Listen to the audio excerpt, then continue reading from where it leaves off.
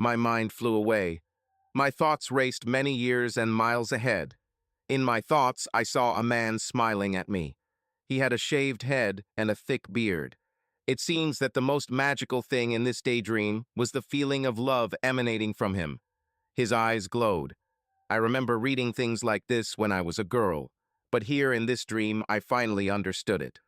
The smile on his face and those glowing eyes were his reaction to me. This man loved me more than anything in the world. "He loves me," I said out of place. "I don't know what it is about love, but I'm definitely good in bed," he snorted. The sound of his voice brought me out of my daytime sleep and back to reality.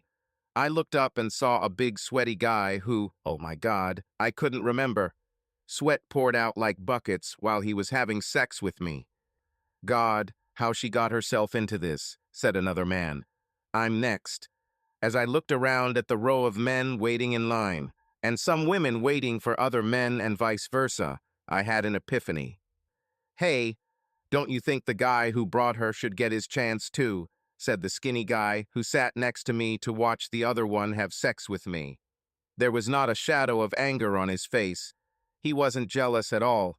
I just wanted my turn. He was busy with other women here. After all, that was the point of sex parties. The guy above me noticed Brian next to me and realized that Brian and I had come together. The thought of having sex with a woman in front of her man turned him on greatly. Suddenly, I pushed the man away from me.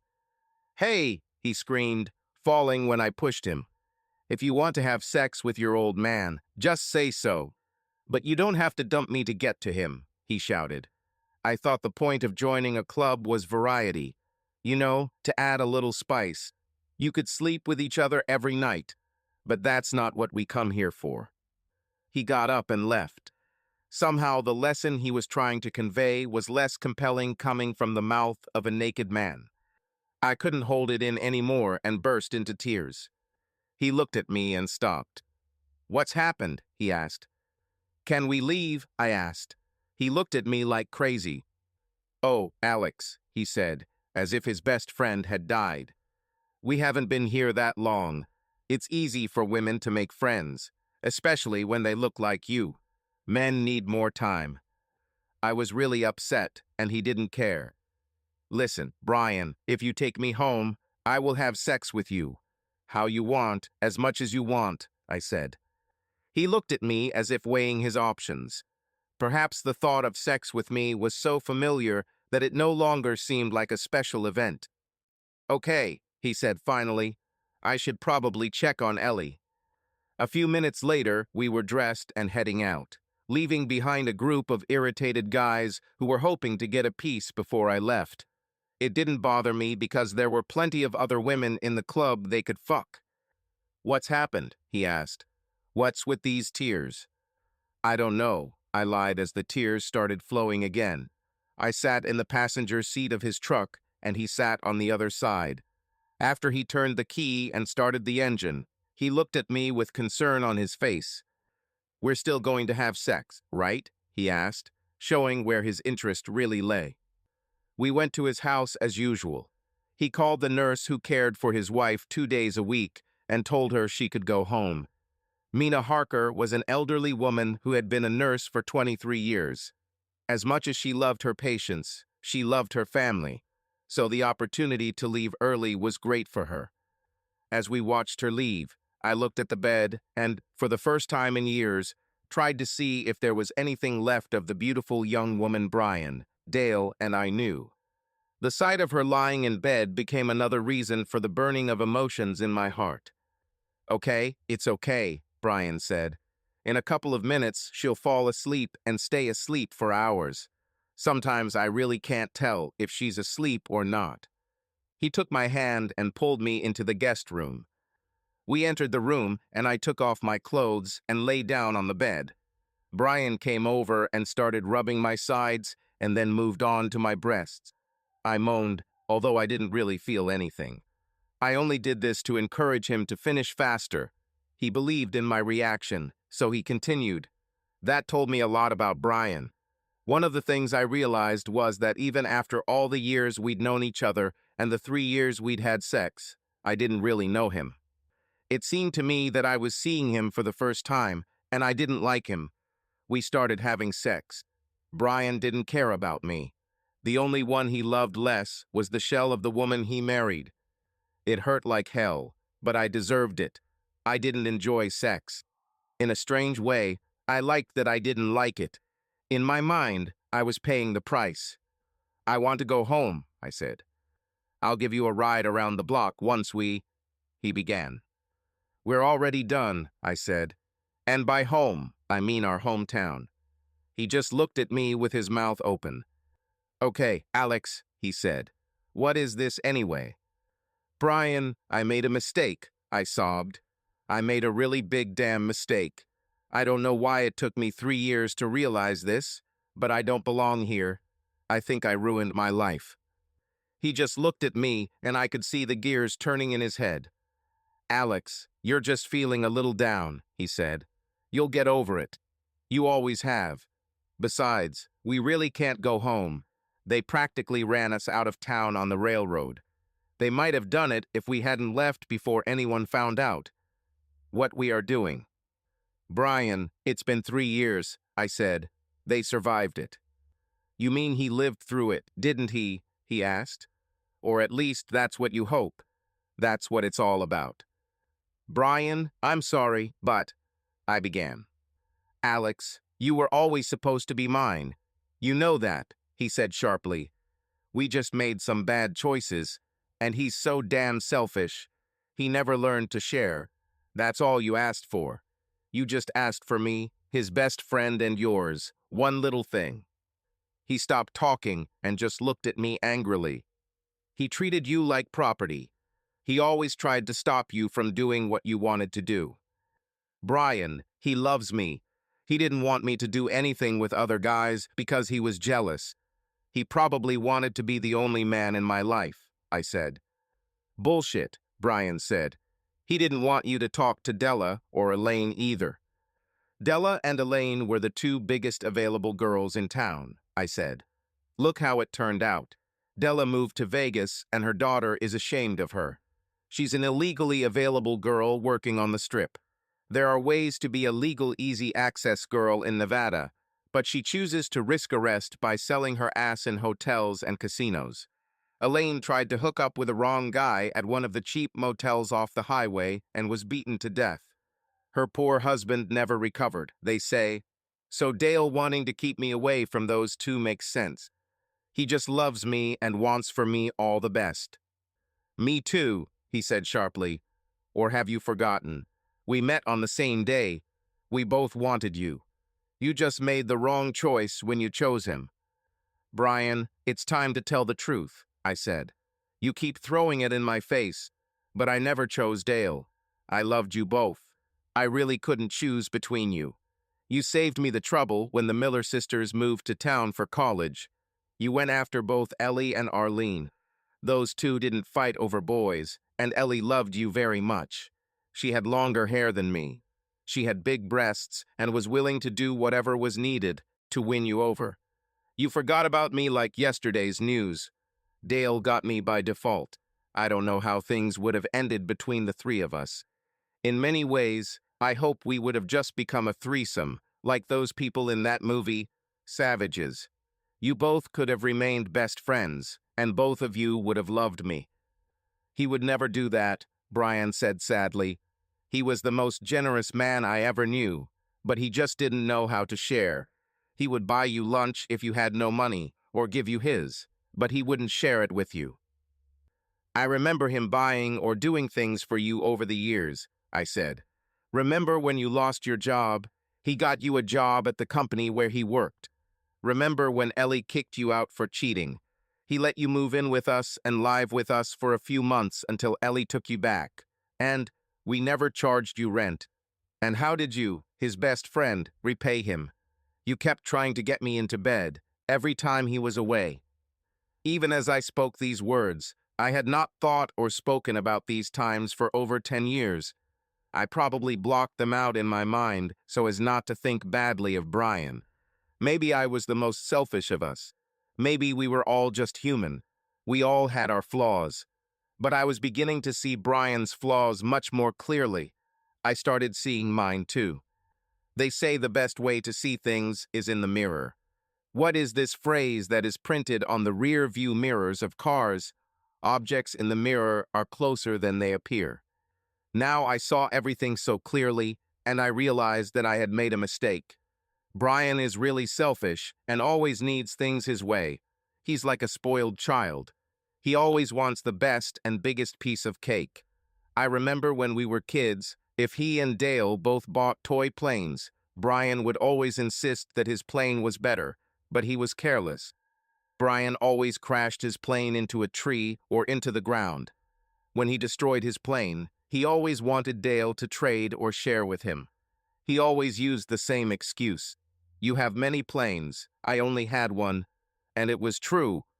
Dale always took care of his things. I don't know why I haven't seen this before. Objects in the mirror, probably. It wasn't just me, Brian said. You gave a lot of signals too, Alex. I was scared and lonely, and other than you letting me touch your big ass to tease me, nothing really happened. I thought about this too, and it sent me even deeper into depression. I don't care, Brian, I'm going home this week, with or without you, I said. He looked at me with an expression I had never seen on his face before. It was somewhere between curiosity and anger. Brian, it's been 3 years, I said. Perhaps he forgave us. Have you ever found another friend like him since then? You always said that he was a better brother to you than your real brother. Isn't that worth the risk? Okay, I'll ask my niece to babysit her aunt for 1 weekend. Who knows, if all goes well, maybe we can start going home once a month or so. Poor Brian. I didn't even tell him that if everything went well, I wouldn't come back.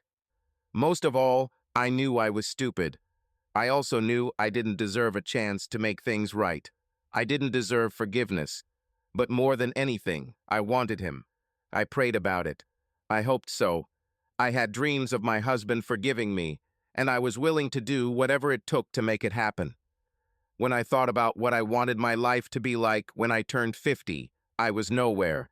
I dreamed of sitting on the porch of a cabin in front of a lake with a man who worshipped me.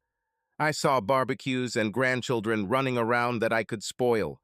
I saw us traveling and sightseeing together. I saw it all. I think the most important thing that I miss most in my life right now is love. A few years ago, there was obviously something wrong with me. I see it now, but I didn't see it then. Call it a midlife crisis. Call it menopause or empty nest syndrome.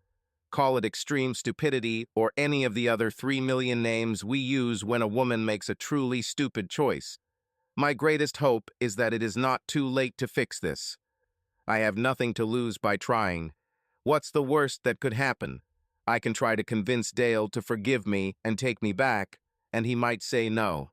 Then I will be unhappy. But I'm already miserable, so how much worse can it get? Okay, it could be a lot worse. I'm not happy right now, but at least I have hope. At least I have something to dream about that makes my misery bearable. I left the motel room for 2 reasons. The first is to find something to eat. I walked through the aisles of a huge new supermarket that wasn't here when I lived in this city. The second reason I left the room was to get away from Brian. He tried to turn this trip home into another sexual adventure. He used any excuse or any situation to add newness to a situation that had gone on for too long. It's really ironic that I ended up with Brian initially because I was bored with regular marital sex. I wanted excitement and passion in the bedroom, but after we tried almost everything there was to try, I found myself more bored than ever. In fact, I craved the one thing that was missing from all this sex: feeling. Feelings that what was happening was more than just letting some idiot who doesn't even know or want to know my real name have sex with me until I pass out. Sometimes I hated Brian for talking me into this. Now that it's too late to undo some of the things said and done, I realize that Brian did all of this for his own selfish reasons. It's the same old story. He crashed his plane, and now he wants Dale's plane. He brushed me off for Ellie until she got sick. Then he suddenly decided that he needed to share me with Dale. The only thing that was different this time was that this time Dale said no. That alone should have told me something. Dale is not like that. He is usually willing to do anything to help anyone, especially Brian. It took me too long to realize that Dale loved me too much to ever share me. It took me too long to realize that, like Brian, I was trying to have my cake and eat it too. I just hoped that enough time had passed for Dale to at least talk to me. And if Dale talks, maybe my daughter, Karen, will too. I was thrown out of my thoughts by a blow. The cart I picked up when I entered the store, just because it felt right, crashed into another woman's cart. Her elven face immediately broke into a smile. "Sorry, I wasn't really watching where I was going," she said. "Me too," I replied. "I have so much to take in that I don't know where to start," she said. "I don't even know what I want," I added. She was smaller than me. She was wearing yoga pants and had the figure to make them look good on her. Her breasts jutted out from her rib cage, and while they weren't overly large, they had enough perk to satisfy any man. Her round little butt and curved hips made her yoga pants almost obscene. But what most people would probably notice first is the explosion of red curls that fall almost to her waist. Only slight wrinkles around the eyes could give a hint about her possible age. She could be anywhere from her late 20s to my age, and probably attracted men of both age groups. "Are you having a special dinner?" she asked. "What I really want is to just sit down and talk to my husband and daughter," I said. "That would be the most special thing possible. I don't really need much to make things special." "You are ahead of me," she said. "I wasted years on a man who wasn't worth half the tears I shed for him. He always told me how much he loved me and how much he liked me.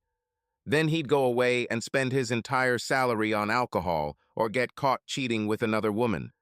The smartest thing I ever did was refuse to marry him. But now I live with a man who I would marry in a heartbeat, but he never mentions it because got burned badly once. Today I met his adult daughter, who will compare everything I do to her holy mother. I don't stand a chance. The only thing I can do is try to make everything as pleasant as possible and not give her a reason against me." "Damn, this is terrible," I said. "Tell me about it," she smiled. "But I can't say I blame her. It must be hard to see your father with another woman. I guess it's just human nature to want to break them up. I just have to not do something stupid enough to give her an excuse." As we walked down the store aisles next to each other, we became friends of sorts. We exchanged ideas about what to cook, about holidays and men, back and forth. When it was time to break up, I gave her my phone number so she could call me to talk. Since I was seriously considering moving back to the city, it would be good to start with a new friend.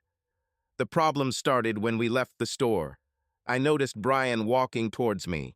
However, he didn't seem interested in me at all.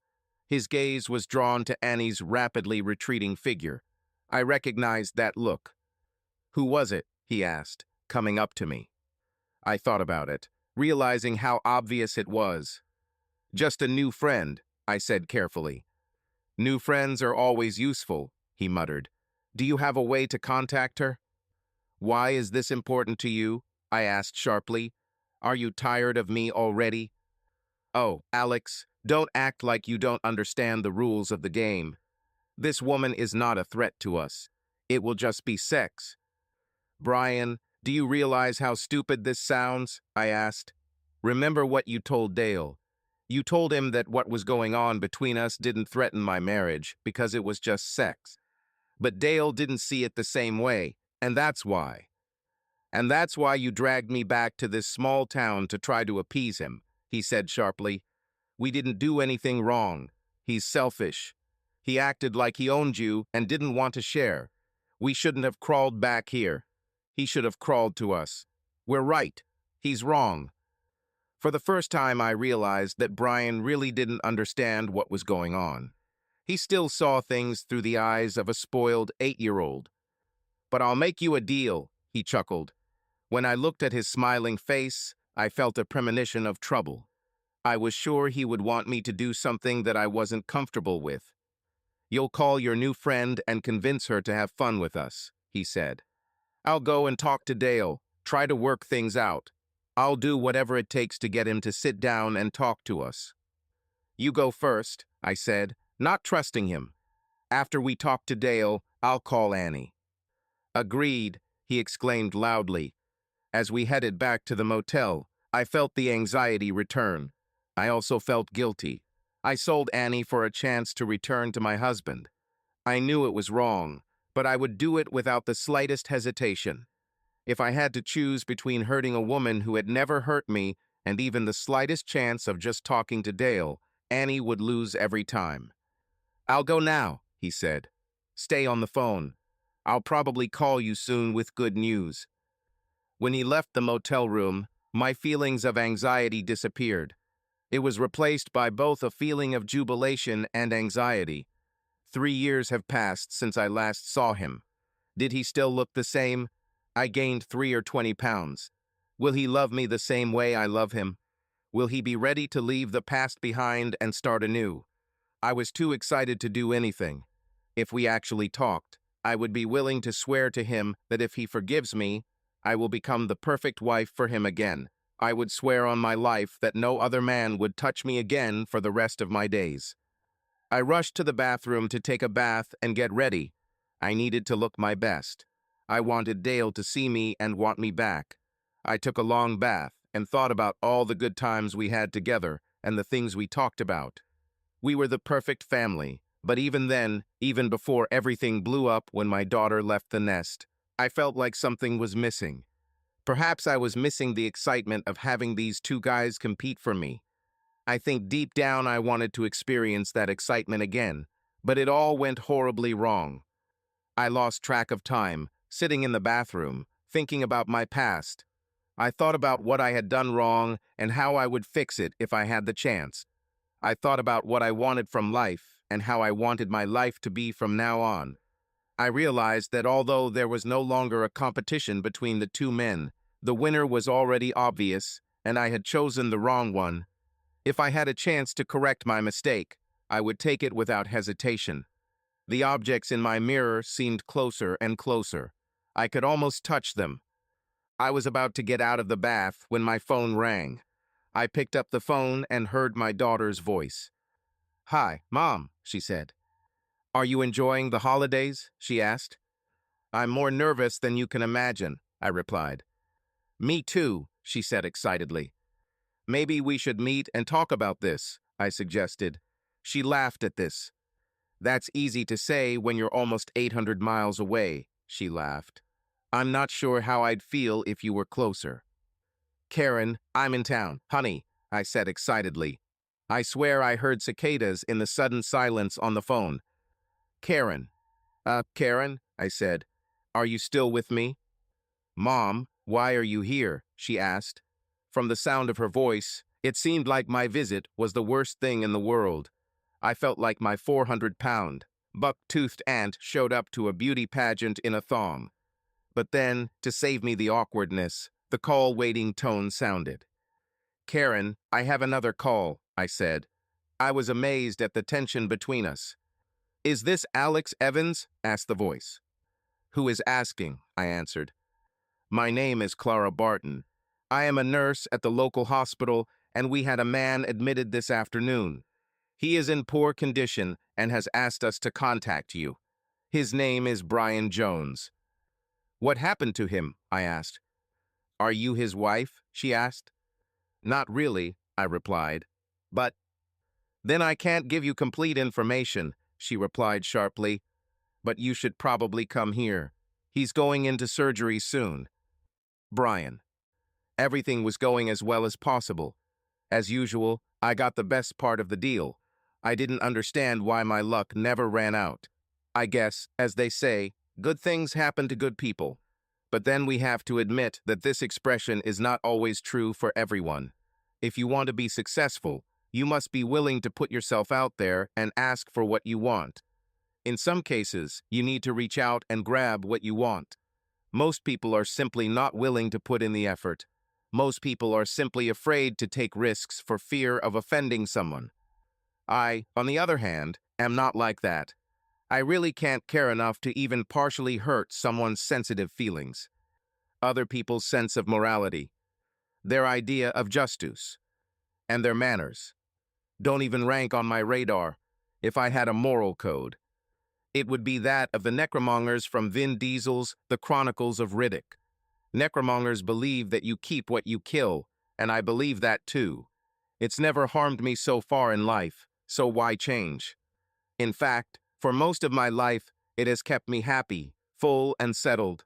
When my best friend, Dale, and I played together as children, I learned a lot about people. If I broke my toys, I would just whine and frown until he shared his or gave me his. Dale, like most people, didn't want to see his best friend unhappy, so he gave in every time. Every damn time. The person had to be related to Mother Teresa. I'm telling you, the boy was supposed to be a saint. If it were me, I'd let my little ass scream and cry all day. I would give him a lecture on the balance of water in the human body. I would look deep into his little eyes and say, "The more you cry, the less you pee." And that would be the end of it. But not Dale. Over time, it got to the point where my toys were for learning from mistakes, and Dale's toys were for general use. As we grew older, this continued sharing manifested itself in other ways. And this was especially noticeable when it came to Alexander. In high school, we were a trio. We did everything together. We even went to prom together. I had her first dance and Dale had her last. We all turned 18 a few months after that. Talking to Dale like the best guy's druzzy, I realized that we look at Alex differently. Dale put her on a pedestal, but to me she was just a girl. Dale took a job between high school and college, so he worked during the day most of the summer. This helped Alex, and I spent time together most of the time Dale was working. As usual, I took the opportunity and got her cherry. She made me swear that I would never tell Dale because she didn't want him to get hurt. Actually, I think she just liked to put the two of us against each other. And she knew that if Dale found out about this, he would resign. He would refuse to have anything further to do with her because he would think there was something special going on between the two of us. In fact, nothing could be further from the truth. Dale always thought Alex was special. I just saw her as someone I could sleep with.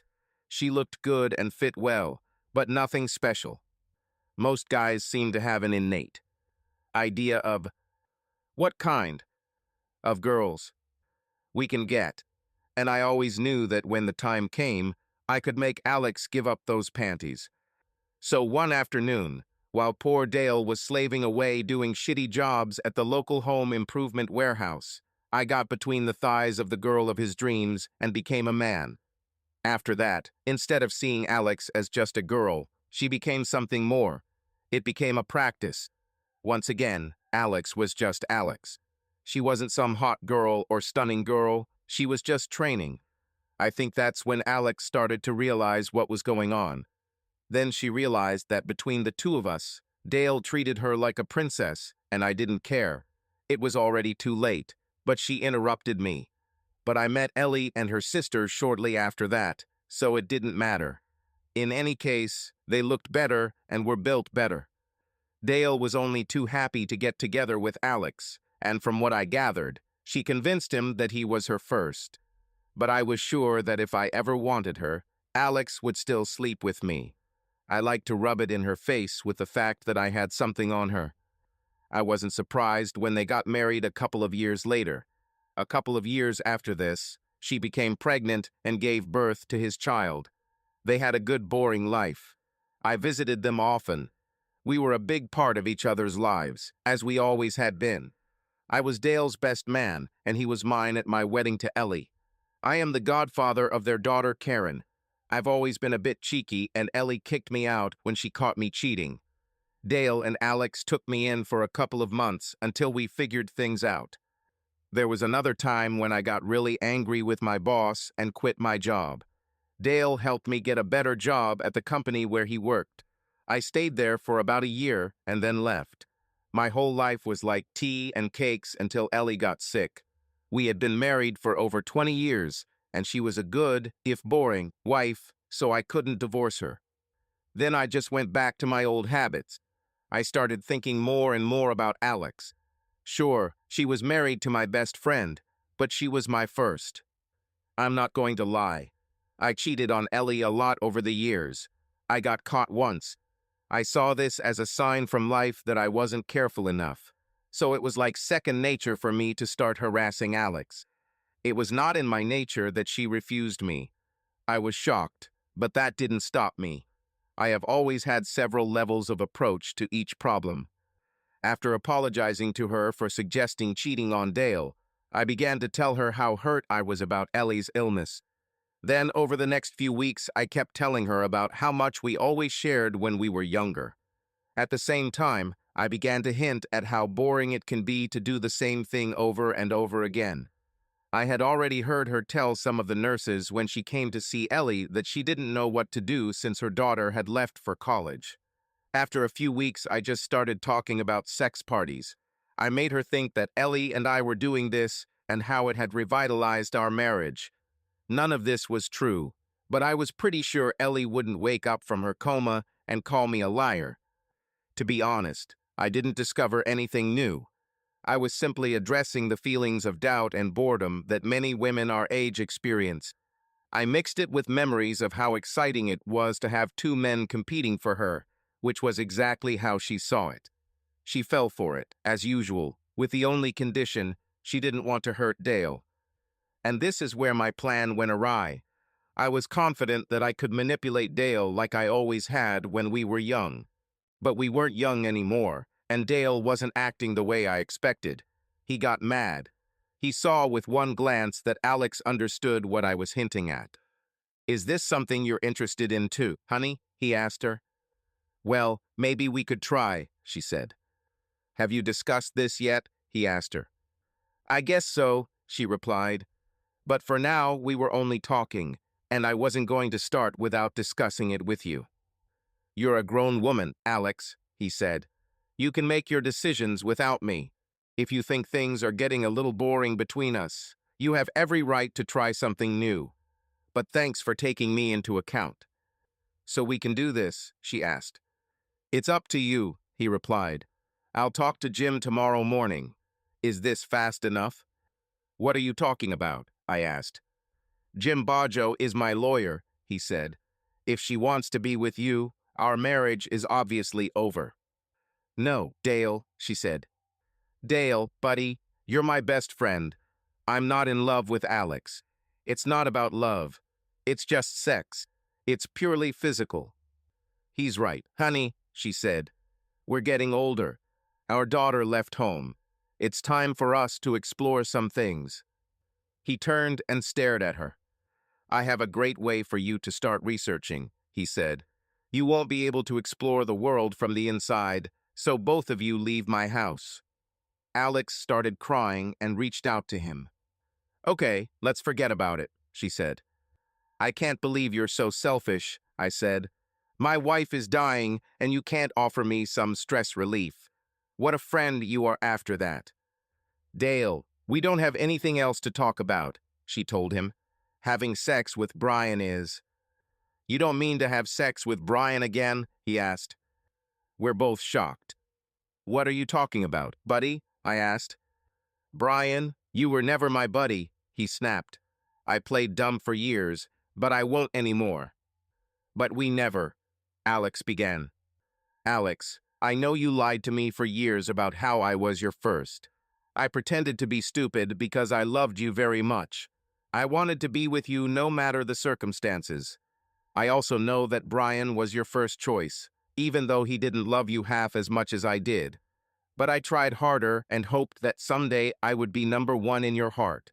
I also know that he molested you when we let him stay at our house many years ago. I'm actually not sure what happened then or not. That's why we had a difficult period then. I didn't know if I could trust you." "Dale, I swear nothing happened," she said with tears in her eyes. I told him no. "But you didn't even bother to mention it to me, so that's strike two," he said. "I think maybe you just liked the attention. Well, now you can get all the attention you need. This is the third strike. You're out. I don't want to see you both anymore." Then he turned and walked up the stairs. Alex tried to follow him, but he turned around and his gaze stopped her in her tracks. Dale shaved his head and grew a beard. He looked quite menacing, although he was actually cute.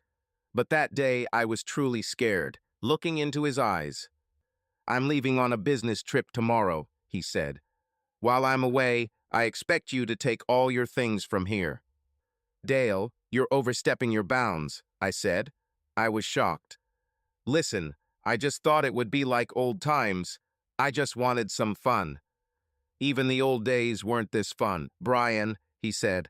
"As usual, you got what you wanted. You wanted to have sex with her. You won. She's yours. Now get out of here because the next time I see you, I will hurt you both. Now go away." I didn't see Dale for 3 years after that. And, to tell the truth, I missed him.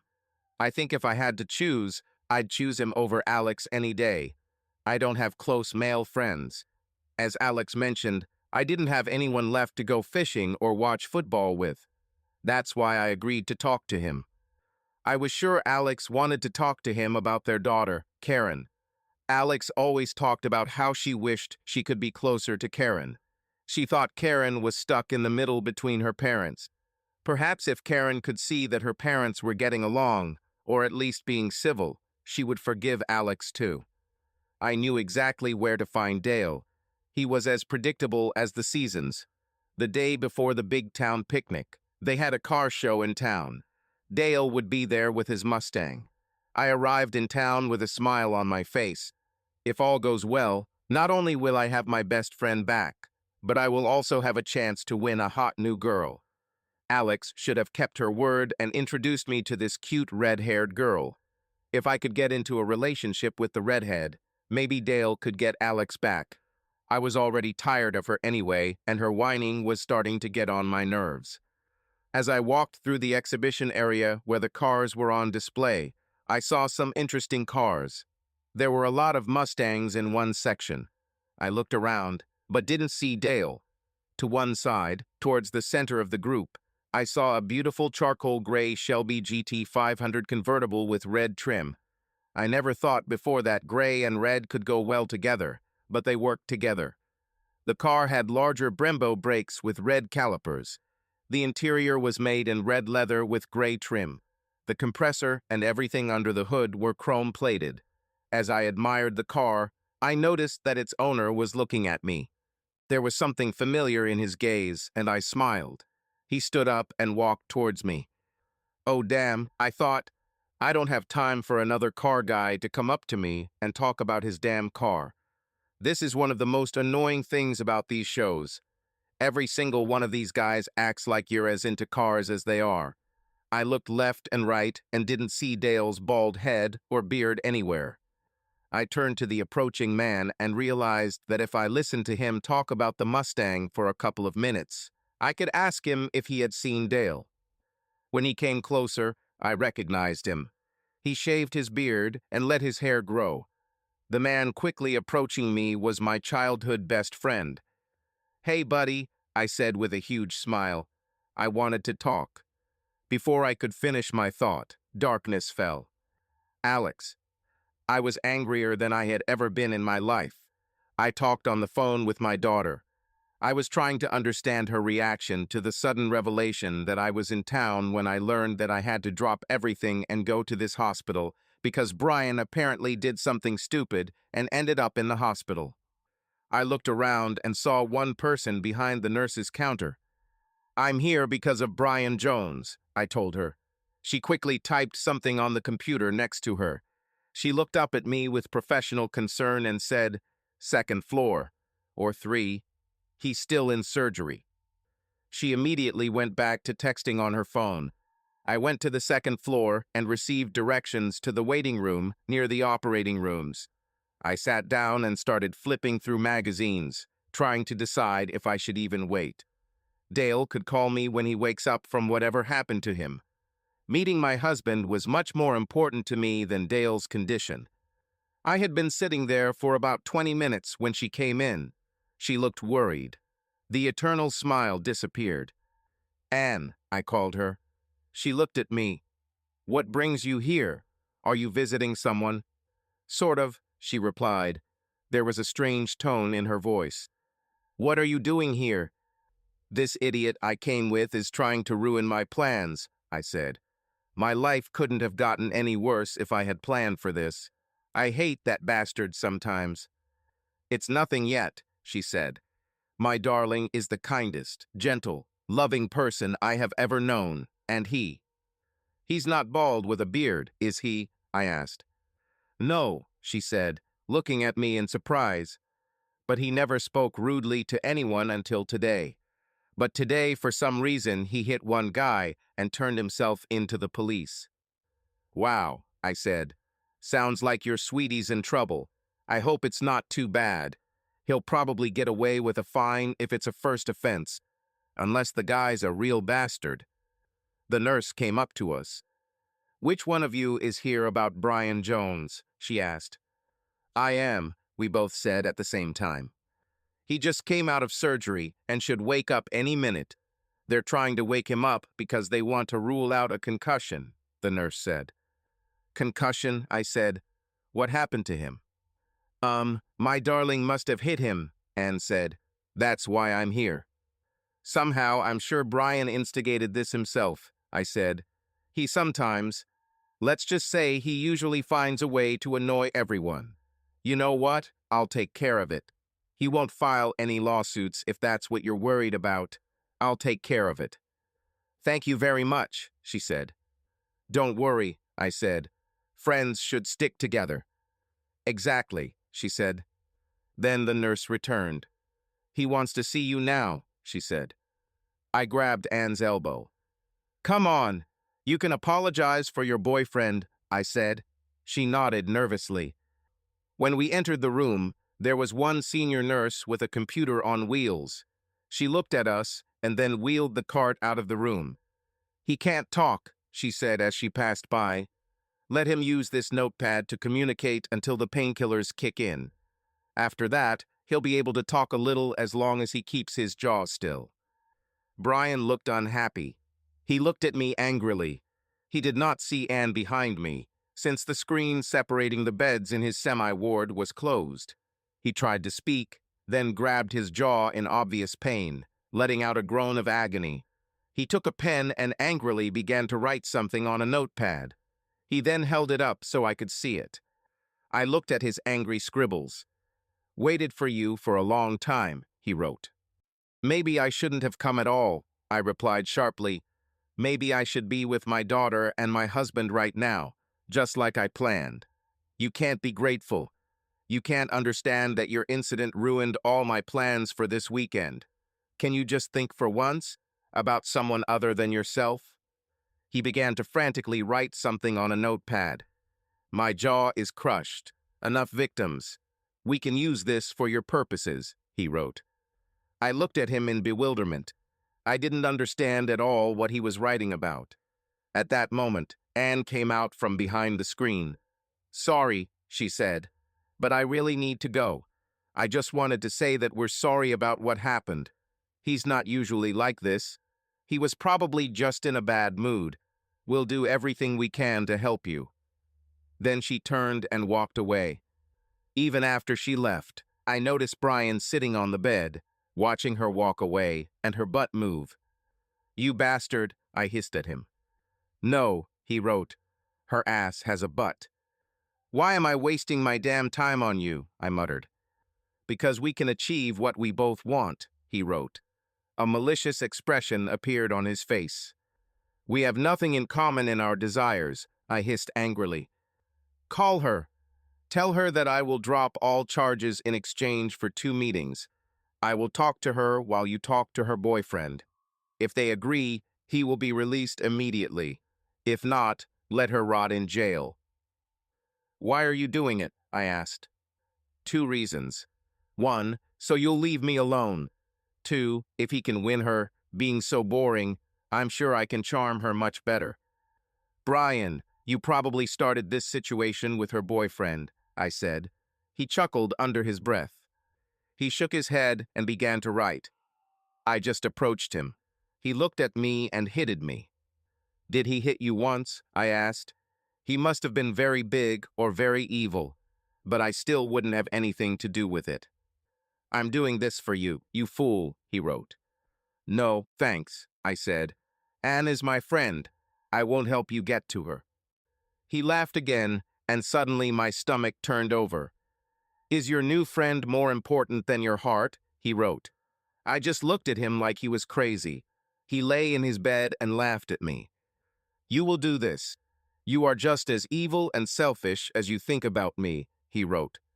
No way, I said. Her boyfriend is our old friend, Dale, he wrote, and started laughing. I almost lost consciousness. I turned around and left the room and the hospital. The objects in my rearview mirror were not only getting dangerously close, they were slamming into my butt. And that bastard Brian seemed to enjoy putting me in this situation. By forcing me to choose between throwing a completely innocent woman into his clutches and losing the chance to get my family back, he acted in his usual style. I took out my mobile phone and dialed my daughter's number. Karen, why didn't you tell me? I asked. Said that? She asked. Why didn't you tell me that your father was dating someone? How serious is their relationship? I asked sharply. Mom, I didn't think that what was happening or happened with Dad was about you. It was a long time before I even started answering your calls. Remember? Mom, you chose what happened between you. Dad literally was broken. You didn't behave like the mother I knew all my life. For a long time, Dad didn't leave the house at all.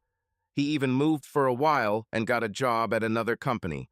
I tried to keep in touch with him, but he was like a balloon from which all the air had been released. But I don't, I began. Shut up, Mom, she said sharply. Even in those times when it seemed to me that my heart was bleeding for Dad, I missed you too. But I didn't miss the woman who left her husband and daughter. I missed the woman who treated my abrasions and gave me peanut butter and jelly sandwiches when I realized she was gone. I started talking to you because I thought you were the closest thing to who you were. So when I started talking to you, I made a couple of rules. I never forgave you for destroying our family. I just started over with you as a different person. Dad was never interested in what was going on in your life, so we never talked about you. And I never responded to your questions about him. I pretended I didn't know anything. That's why I never told you that he was back.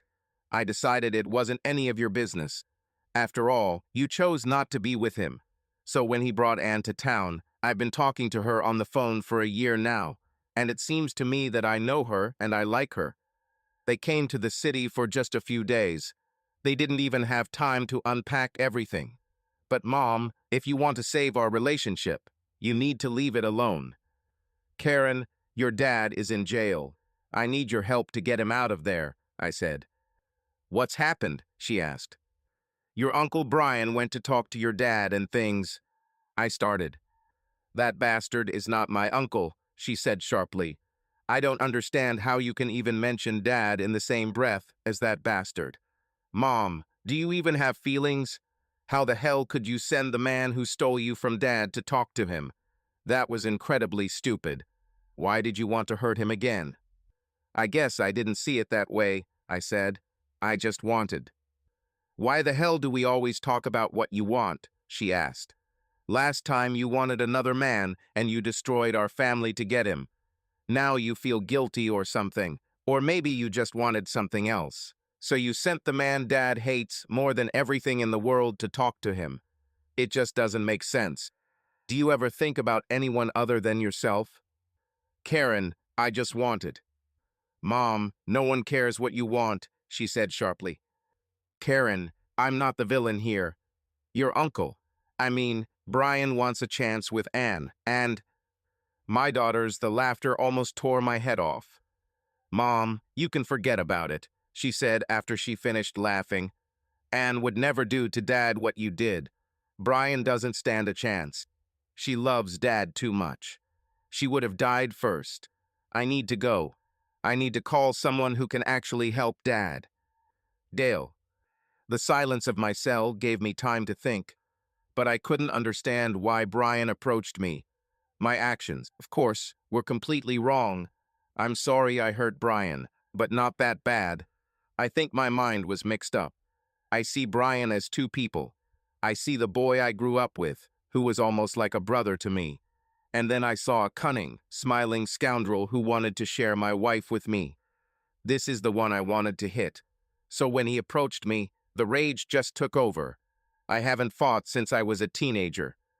My thoughts about why I did this, whether it was just anger over betrayal or whether I still had feelings for Alex, were interrupted by the sound of the cell door opening. I saw Johnny Walker, our town sheriff, and one of his deputies, Greg Bennett. Johnny is an old friend of my family and Greg is my brother-in-law. Both looked puzzled. "Dale, why are you here?" Walker asked. "There is complete confusion here." "I hit Brian," I said. "Wow," Walker said. "I heard that you crushed his jaw and knocked him down with one punch. I also heard that he hit the back of his head on the concrete and the doctors are worried about a concussion." A sparkle flashed in his eyes. There was never a warm relationship between Johnny and Brian. "So I gave up," I said. "And caused me a lot of problems," he said. "I've got people calling my office all over the place and calling the mayor to find out why you're under arrest. Everyone in town knows that this bastard is the one your wife ran off with. A little anger in a situation like this is probably justified. I can't say that I wouldn't have hit that scoundrel myself if I had seen him first and he hadn't run off with my Lulu. Besides, you're not a threat to society, so I don't see the point in keeping you locked up for the weekend." "John, I would like nothing more than this," I said. "But I don't want to get you in trouble. Brian has always been the one to start fights. I don't want him to go out and get a lawyer to sue you for letting me go." He shook his head. "You see, that was always the difference between you two. Dale, you always thought about how your actions would affect others. But Brian only ever thought about himself. Maybe this time he'll get what he deserves. But I wasn't too worried about him. First, charges haven't been filed yet. And second, there probably won't be any, for two reasons. First, because... Look, Dale, it's hard for me to say this, but I'll just say it straight. Don't hit me because I didn't start it. I'm just a messenger. Alex called and..." My insides twisted into knots hearing her name. Johnny noticed this and waited until I calmed down enough to continue.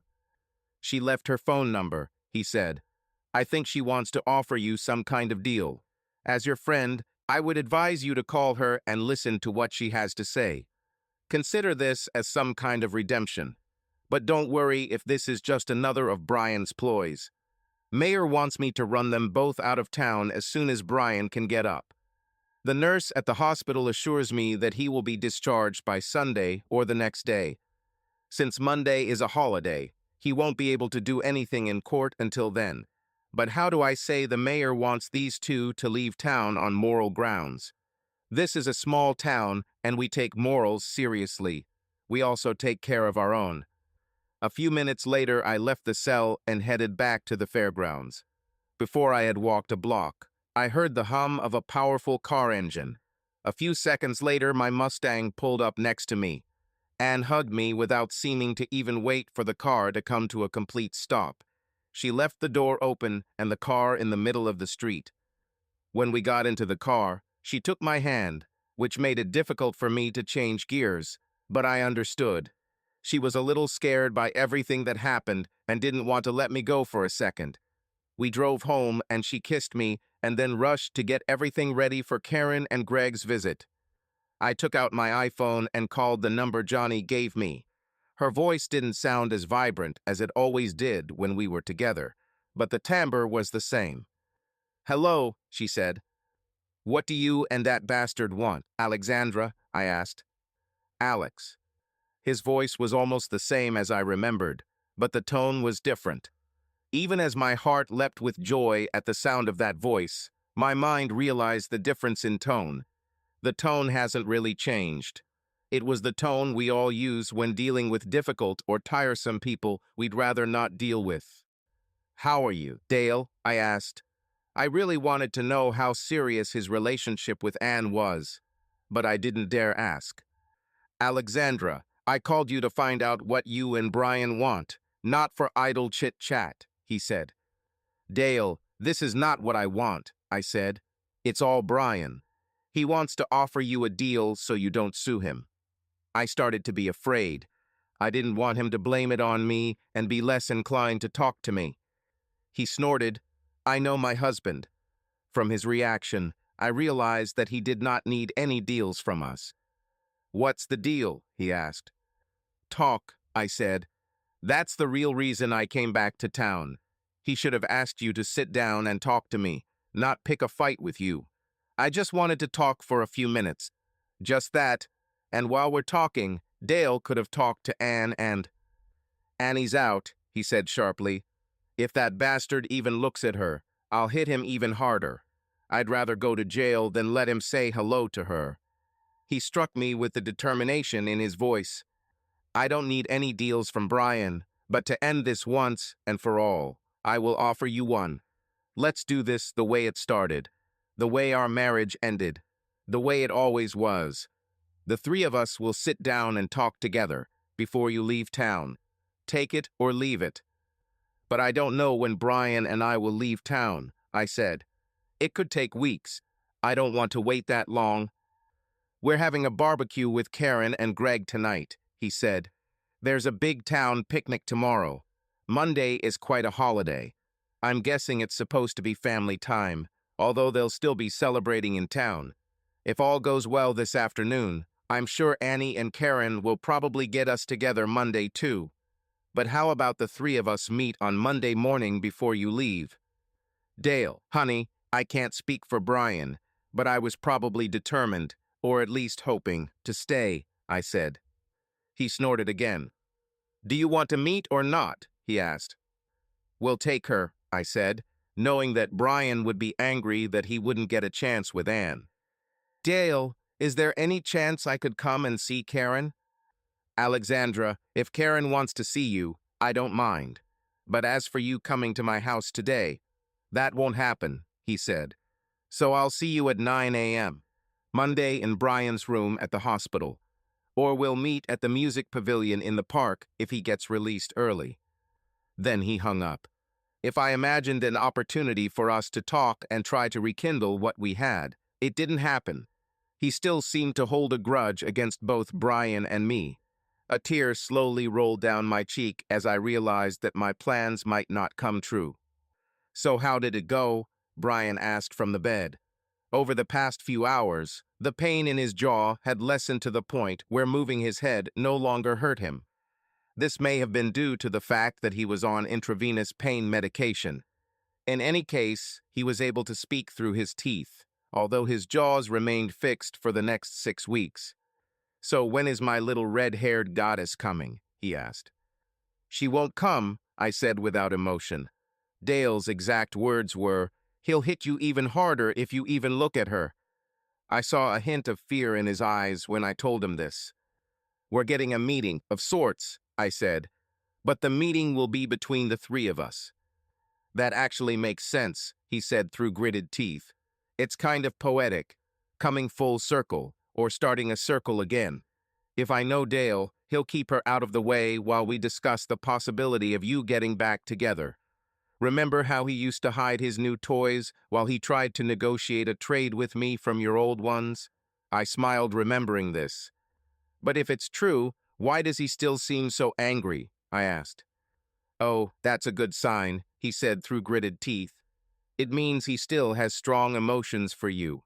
He wants you back. Think about it. If he were truly happy with the redhead, he wouldn't care what happens to you and me. He wouldn't be angry enough to hit me. I see 3 in our future." "I don't think so, Brian," I told him. "I want to believe that Dale wants me back. But even if that's the case, he's too straight for something perverted. I just wish I didn't have to wait 2 days to talk to him and wish he'd let me come to the house." "Damn it, go anyway," he said. "You know he doesn't want you around the redhead because he doesn't want to compare you two together." "What do you mean?" I asked. "Damn, Alex.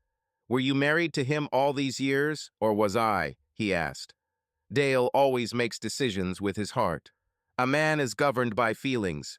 He somehow stumbled upon a much more attractive woman. She is prettier than you and better built. My breasts are bigger than hers, I said. And your belly is bigger too, he remarked sharply. It's all a matter of proportions. In any case, Dale doesn't care about that anyway.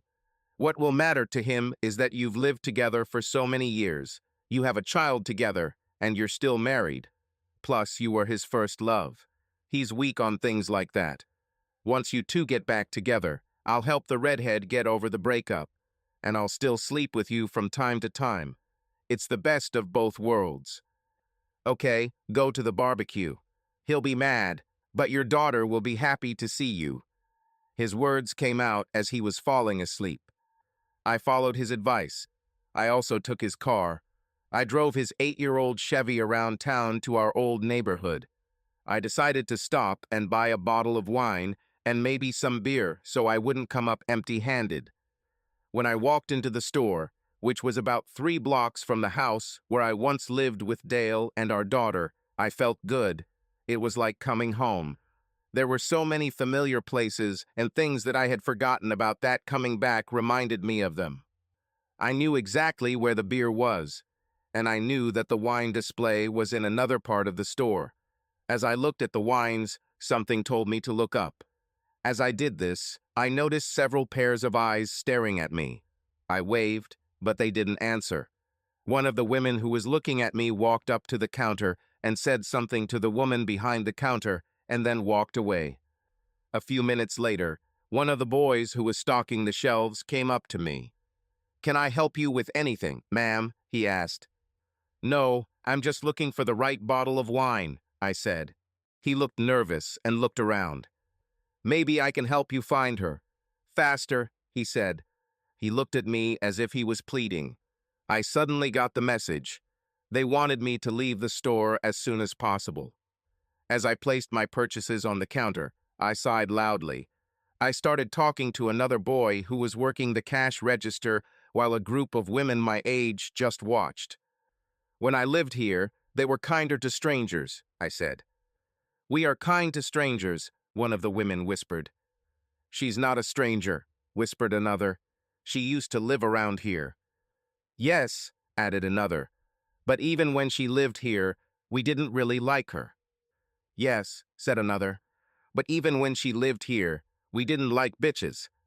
I paid for my drinks and ran out of the store almost in tears. I drove the rest of the way home, not looking at anything or anyone passing by. Returning to this city may have been more difficult than I thought, but if I could get Dale back, nothing these gossips could do would make me leave. I calmed my nerves as I parked in front of the house. I parallel parked because there were already 3 cars in the driveway, none of which I recognized. With a simple inference, I could guess who they belonged to. The car closest to the garage was a beautiful charcoal gray Mustang with red trim. This, without a shadow of a doubt, was to be Dale's last Mustang. The car was obviously some kind of special edition. She looked like she was on anabolic steroids. Just behind her was a charcoal gray Ford Fusion. With pink dancing shoes hanging on the mirror, it must have been Anne's car. The last car was an old SUV. I assumed the SUV must have belonged to Karen and her husband. As I walked towards the house, I heard quiet voices talking and laughing. I noticed the seedlings that had just been purchased. She hasn't been planted yet. There were seedlings of all kinds of flowers. I suspected Anne had bought them. She has already tried to make changes to my house. I heard my daughter's voice laughing. I couldn't resist peeking through the gap in the fence to see what was going on. While I was watching, I saw 2 couples. A young man, apparently my brother-in-law, whom I had never met, was trying to light the grill. The coals wouldn't light, and my daughter found it funny. She hugged Anne and pointed to something her husband couldn't see. Her father filmed his son-in-law failing to light the fire. Dale looked different. He had hair and no beard. He looked much younger than in our last days together. He and Anne were inseparable. They constantly touched each other and reached out to each other. I wasn't just watching 2 couples. I watched the family. I saw the family I was meant to be a part of. Both my husband and my daughter seemed to move on with their lives without me. I expected that I would have to fight for my husband with Anne, But the fact that she stole my daughter was below the belt. I resolutely pressed the call. Anne opened the door a few minutes later, and the smile on her face immediately disappeared as soon as she saw me. She stood there, not knowing what to say. "I thought we could be friends," she said slowly. "I didn't know that. You didn't know I was the woman you were trying to replace. You're a homewrecker," I screamed. "Mom, what the hell is wrong with you?" my daughter screamed. She stood in front of Anne almost protectively. "Why are you yelling at Anne in her own home? She spent the whole day telling me how sorry she was that everything turned out this way and how sweet you were. Karen, I just saw you laughing and having fun. It looked like you were close. Not like she was just someone your dad just met," I said. "Mom, Anne and I have known each other for over a year. We started talking on the phone as soon as she and Dad met. She got me through a lot of tough times that you can't even imagine. She's the one who suggested I start taking your calls, and not just ignore them. She is the one who told me that no matter what happens between you and Daddy, you are my mother and will always be. She convinced me that I need to find a place for both of you in my life. And as for you spying on us, if you had just come to the door and asked, maybe we would have let you in. And I understood what you meant when you said we looked close. You meant, we look like a family. Mom, you were part of this family, but you chose to leave us. You can't blame anyone but yourself. You're just as manipulative and selfish as Brian, so don't blame Anne for your mistakes. Now, bye." I could tell my daughter was angry with me. When she started to slam the door, Anne held her back. "Alex, I really didn't plan anything," she said softly. "There's a place for both of us in Karen's life, and Dale is free to make his choice. I just want him to be happy. I understand that you've been together for years, so if he chooses you, I'll just leave. But if he chooses me, I promise you that you will still be welcomed as a friend. I will never try to exclude you." "Goodbye, Mom," Karen said, closing the door. When I left home, I couldn't help but cry. When I thought about how Anne reacted to the way I treated her, I realized that my daughter was right. 2 long days later, I was walking to the hospital when I heard a roar. I looked up to see Anne driving away in Dale's Mustang, which was like it was on steroids. Her red hair was all pulled back, and she wore sunglasses. Despite her small figure, she looked quite comfortable in the big car. She shifted gears deftly, as if she had done it many times before. I ran into the hospital and went to the elevators. If Anne had already brought Dale, he might already be talking to Brian. I didn't trust Brian not to try to make me feel guilty for everything that happened, so I hurried to the room. Unfortunately, when I got to the room, Dale was already sitting in the chair next to Brian's bed. The nurse had just brought Brian breakfast. It was soup and juice. Brian will not be able to eat solid food until the wires from his jaw are removed. I heard Brian trying to use that persuasive tone that seemed so effective when he wanted to get his way. Suddenly, in the middle of Brian's speech, Dale stood up and spat in his soup. He then slowly took the glass of juice and poured it on Brian. "Brian, you're a complete zero," he said. "But you have always been like this. I put up with it for years because I thought we were friends. Now that I know that we are not friends and never have been, I have no reason to listen to your nonsense. I also heard that Johnny told you to leave town as soon as you get out. And Brian, next time I see you, I won't be so nice." He turned and walked straight towards me. "You're late," he said. "This comes in handy." We took the elevator down. He directed me to a seat in one of the street cafes on the first floor of the hospital. As soon as we sat down, the waitress came over. He smiled at her, and she smiled back. "We probably won't be here long enough to eat," he said. She turned to another table. "Now you have the microphone," he said. His voice was a mixture of curiosity and humility. There was a fire in his eyes that I never thought I would see again. The objects in my mirror came home. I felt like I was very close to getting what I always wanted. "I want us to be a family again," I said. "I want this more than anything in the world." I want us to start over. I love you, Dale. I never knew how much until you left. And I know that you love me too. You never loved anyone the way you loved me. You have loved me most of your life. I want to be Anne's friend too. She's a good woman. She deserves to be part of our family. We'll find someone for her and... He raised his hand. I got a good look at him for the first time. He gave up his shaved head. His hair was cut short. It wasn't a clipper cut, but it wasn't much longer either. There was at least as much gray in his hair as there was black. Perhaps even more salt than pepper.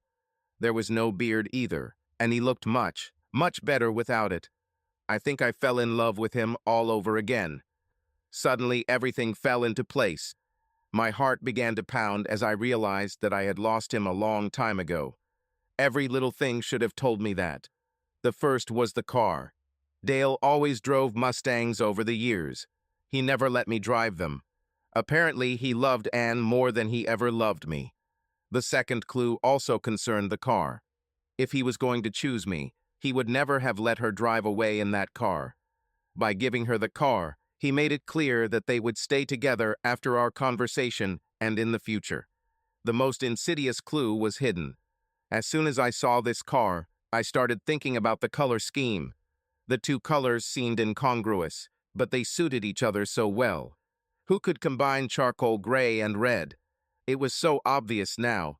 He fucking painted that car the color of their hair. Dale, when you drive around in your car, and sometimes when you lie in bed at night, you think about me. You're wondering where we went wrong and why we didn't succeed, I said. You think about me because you still love me. I am the most important part of your life. Anne, no matter how sweet she may be, will never be me. She is just a bandage on the deep wound that I left in your heart. You can't walk away from me because I'm that object in your rearview mirror that you see everywhere. Do you know why you almost killed your best friend? It was me, Dale. You were so angry at him for taking me from you that you transferred all your anger into one blow. He didn't stand a chance.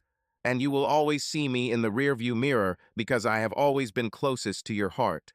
Just like the mirrors on your fancy car say, objects in the mirror are closer than they seem. This means that I'm probably not only close to your heart, I'm still in it. I came here more out of curiosity than for any other reason, he said. I guess I was hoping that you would regret leaving us. I was wondering if you realized that choosing sex over family would someday make you want to apologize. I think you're more like Brian than I thought. Maybe you always belonged to each other. I'm not like him, I screamed. We are objects in the mirror, Dale. Look in the mirror. I probably expected it to be difficult, he said, laughing. But actually, it is not. You're just a burnt-out old bitch who wants another chance she doesn't deserve. Look in the mirror, damn it, I said. Anne is not in your mirror. Of course she's not, he laughed. Has Ellie already left? Maybe you should marry Brian when she dies. I can't marry Brian, and I wouldn't want to even if I could. You and I are still married, so you can't marry Anne. We're still married. Objects in the mirror, Dale. I divorced you for abandonment more than a year ago, he said. I'll marry Anne as soon as I can take her to church. Karen is pregnant. Anne will become a grandmother. They laughed about it when you overheard us. And for God's sake, stop raving about the objects in the mirror. I'm willing to admit that you and Brian are objects in my mirror. But maybe you should take a look at my mirrors when you leave town and my damn life. Goodbye, Alex. I was shocked. He really was leaving me. I tried my best to get him back, and he laughed at me. He didn't even consider taking me back. He also divorced me without my knowledge. I never thought this was possible. Abandonment. I didn't abandon him, did I? I thought I was just leaving until he calmed down. The biggest blow came from my daughter. Karen didn't even consider it necessary to tell me that she was going to have a baby. Perhaps she was still angry about that day. As I watched the man I loved and gave away leave, I heard a roar. Anne appeared out of nowhere, driving the menacing machine as if it was made for it. She locked the car and ran out to throw herself into Dale's arms. They obviously planned the meeting in advance, because they walked along the street, holding hands and talking. I should have left with him, but I shouldn't have left him. I was always sure that I could return him whenever I wanted. As they left, my curiosity got the better of me. I walked up to the car. I'd seen a Mustang or two in my life, mostly Dale's cars over the years, but I knew what to expect. This car was different. Almost every detail of the car has been changed. Almost nothing on it was standard. I looked at the mirror and saw familiar letters there. But even that was different. I understood this instantly. Dale didn't want me anymore because, unlike me, he only looked forward. Dale wasn't stuck in the past like I was. My time with Dale was the best part of my life. He looked to the future. The message on his mirrors told me so. Instead of "objects in the mirror are closer than they appear," they said, "objects in the mirror lose." And subscribe to our channel so that your second chaff doesn't cheat on you, and go ahead and listen to the next story, because this story is nothing compared to the next one. If you're under 18, don't even think about listening to the next one.